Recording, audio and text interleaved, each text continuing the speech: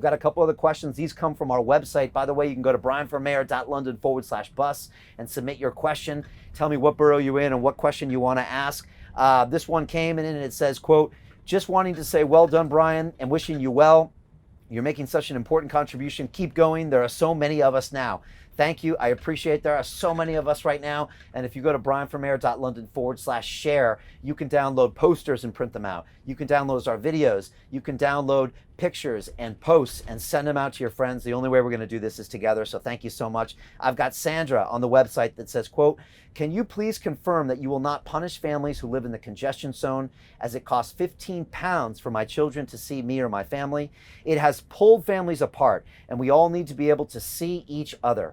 Unquote. That's a great point. And I actually spoke with someone very senior in the Transport for London infrastructure the other day, and he said, Brian, congestion charges were never designed to raise income for TfL.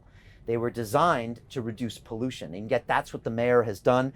I am announcing my plans for a congestion charge holiday for 6 months after lockdown, which what that will do is bring people and commerce into the city so the businesses get revitalized and we see our city get back on track. And Sandra, that would apply to you as well. I think the congestion charge should not be used to generate money. It should not be used to punish you and families like yourself. It should be used to control traffic flow for a greener area, which I have a lot of plans for. And yes, we want to put a holiday on that. Another question from Daisy, from Brent, and we're coming to Brent soon, via the website, asks, quote, will you be doing anything to help the unemployed and disabled? Why are you not visiting Brent? We are visiting Brent. We're coming everywhere now. We'll be posting exactly what we're going to do. And one thing we will be doing for the disabled is making sure their transport fares do not increase. The current mayor of London campaigned on not increasing transport fares for the elderly and disabled, and yet 4 weeks after he was elected in 2016, he raised transport fares for the disabled and the elderly. How can we believe anything he says? Also, unemployment. The biggest issue with unemployment is that we have to get London back to work. Plain and simple. Again, I was just out in Bexley at the Crossness pumping station, and that's a great example of British and London innovation. Now, back in the day, our River Thames was filled with sewage, human waste, and it was a massive problem that was causing disease and cholera. Let me ask you a question. If the current crop of politicians, if the mayor of London was in charge, if your current prime minister was in charge, they would have probably told you what they're telling you now.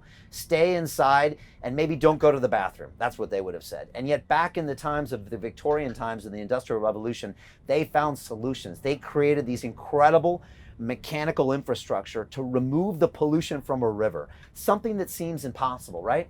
We're faced now with a similar issue, an impossible biological problem that our politicians offer no solutions to. All they say is stay at home. I don't believe in that. I think we should now be calling on people like James Watt, people like Sir Joseph Bazalgette, and say, help us find solutions. Help us innovate out of the problem, and that's what I'm going to do as your next mayor of London. We're going to get London back to work safely. I believe we have the protocols in our hospitality industry to safely get our pubs and restaurants open. I think we can safely get 20% of our workforce back in our offices, and yet your leaders don't even look into that option. I haven't seen one study done on how we can get London back to work. And meanwhile, we have unemployed, we have mental health issues, we have our youth, which is now a lost generation, all because we're not at work. When we strengthen the economy, we will strengthen all things. A couple more comments, and I want to get on here. We got some of our regulars coming to visit us. We got Elle McPherson on Instagram saying, in the bus. What's up, Elle? Elle's in Miami. She's always here on these broadcasts. We really appreciate you, Elle. And thanks for coming in here and giving us a little recognition. Nice to see you up early in Miami as well. We've also got Gordon to 1984 says, quote, finally someone who I would listen to and who has actually done something with his life. That's a good point, Gordon. And you know, for the last 30 years, I've worked in industry. I started off when I was 19 years old. I worked at Ford Motor Company in Michigan, and it was an incredible, incredible experience for me because I got to see how a company held people accountable. I got to see how you balance a budget. And let me tell you, when you're at Ford Motor Company and you bring a project in $2 billion or pounds over budget, guess what? Everybody gets fired. And yet when the mayor does that to TfL, he gets a bailout from the government. And so I've learned so much being in industry. I worked in automotive, I worked in aerospace, I worked on Wall Street, I worked in the City of London, I've worked in tech startup, I've worked in digital media, and I've worked in digital education. And yes, I bring a wealth of experience. The problem with the current mayor is he's never run a business in his life. He's probably never done a deal in his life. He doesn't know how to bring people to the table and say, how can we make this work? Let's get some creativity and some ideas. And I'm going to bring that to the table on May 6th, and we're going to take the city in a new direction. So thanks for that comment. Let me do one more here. And let me keep going. I've got Real Freedom of Speech on YouTube says, quote, just do the opposite of Sadiq Khan and you won't go wrong. You know, that's a great comment. You know, when I first started looking at the mayor of London about 6 months ago, I said, none of this makes sense to me. Everything he does seems to be in the worst interest of the citizens. He closes our business down when we need our livelihoods. He closes our schools down when our kids need education. He doesn't build houses when we know we need them. He doesn't solve knife crime when we know it terrorizes our children. This man seems to do the opposite of what we need, and I finally figured it out. I know why he does that. Because him and his party pursue a different agenda.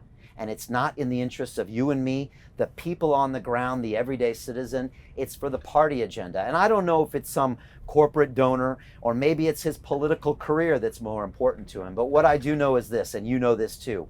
His decisions are not in our best interests. And that's why I think these ideas resonate so much with you, is because my ideas make sense. They're like, yeah, Brian, this sounds good. Why don't we do this? And we can do this right now.